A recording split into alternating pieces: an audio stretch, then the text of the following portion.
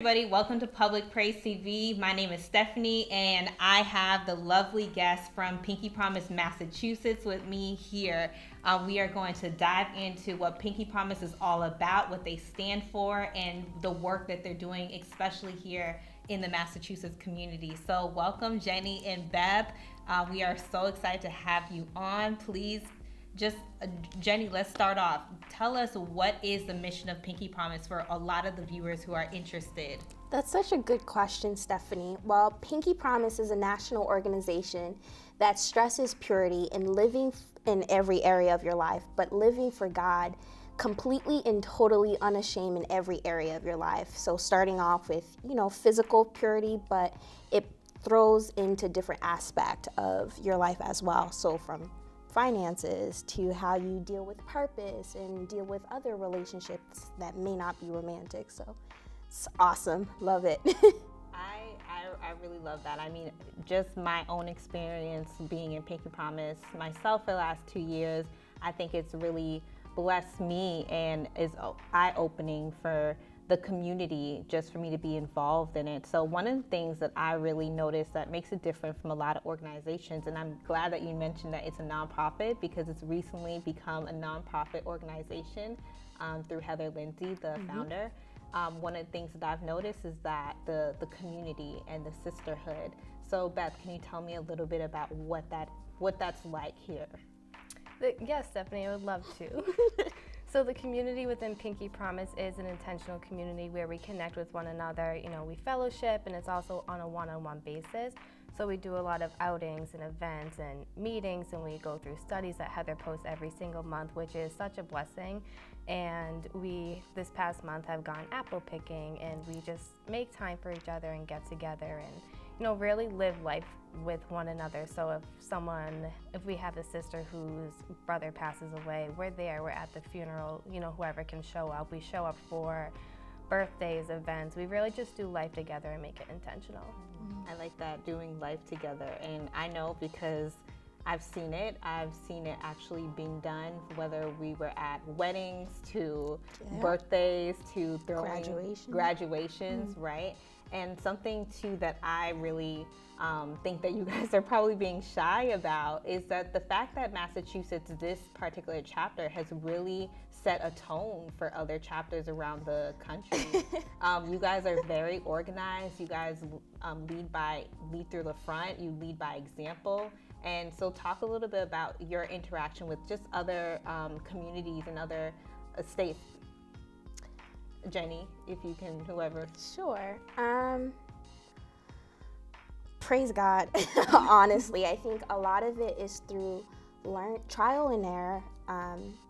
I was blessed to honestly have Beth, and we just said our see you later to our third co-leader, Natasha, who moved down to Atlanta. But with us working together, we've learned that this is God's ministry. We just have the blessing to be stewards. And once we understood that for me personally, it took off the need to feel perfect, and it increased the desire to just listen.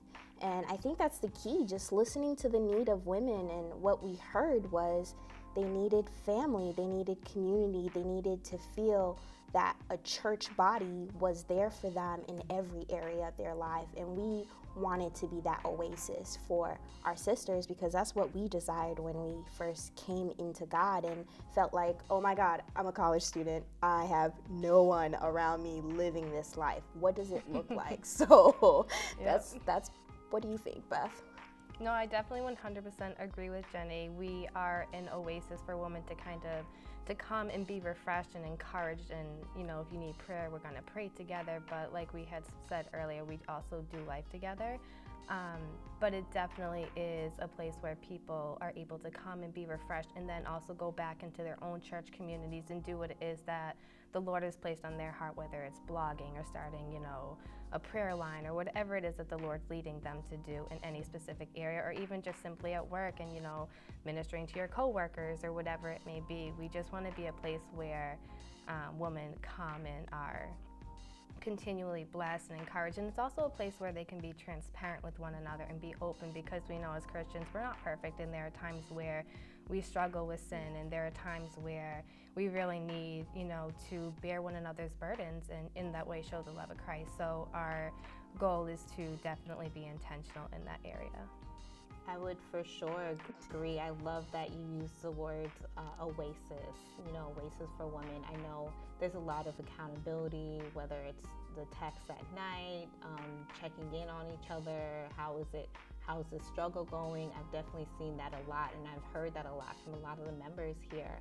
And going back to what I love that you said, Beth, was that you want this to be a place where women can still go out and do what the Lord has called them to do. So Jenny, you founded this right here in Massachusetts. So how do you encourage somebody who the Lord is telling them to do something and they're afraid or they're nervous? What would you say? What would your words be to them? And tell us more of your story. Oh, honestly, just do it. It sounds really cliche. I'm not trying to copy Nike, but I think a lot of times we get caught up in the details of, okay, you hear God say, well, do this and take a step. And we're thinking about the whole staircase plus the house, like how many rooms I have to enter. Don't just take the step. So in 2012, was it 2012? I think it was. When Heather just requested that small groups just be created in order for women to just gather together, I remember hitting her up on Twitter saying, Heather, is there one for Boston? She's like, no, make one. I was like, okay, I'm 21, I'm in college, I just rededicated my life to God, and I've been dealing with all of this mess, and I wanted to be held accountable. I wanted to have friends who weren't just friends of church, but friends of life.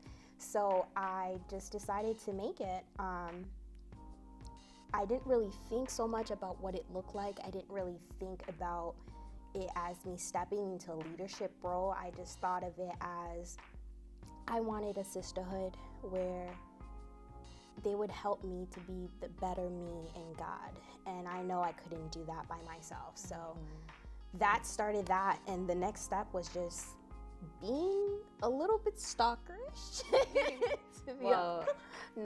I say that lovingly, as in being consistent and persistent in pursuing friends and saying, hey, come meet with us and come see what it's like to be together in this group. So I think Beth was one of those people. All right, ladies, so we do have to wrap it up. Thank you for being here. If anybody was interested in learning how to get involved with Pinky Promise, is there a place where they can go find that information, Beth? Yes, absolutely, Stephanie. So Pinky Promise has its own website, and the website is www.pinkypromisemovement.com. And if anyone specifically wants to join the Massachusetts chapter, if they live in the Boston area, they can email us at mapinkypromise@gmail.com, and we'll send them a welcome letter and give them all the information they need in regards to our events and our outings. All right, well, there you have it. Thank you, ladies, for being here. More Public Praise TV is on the way.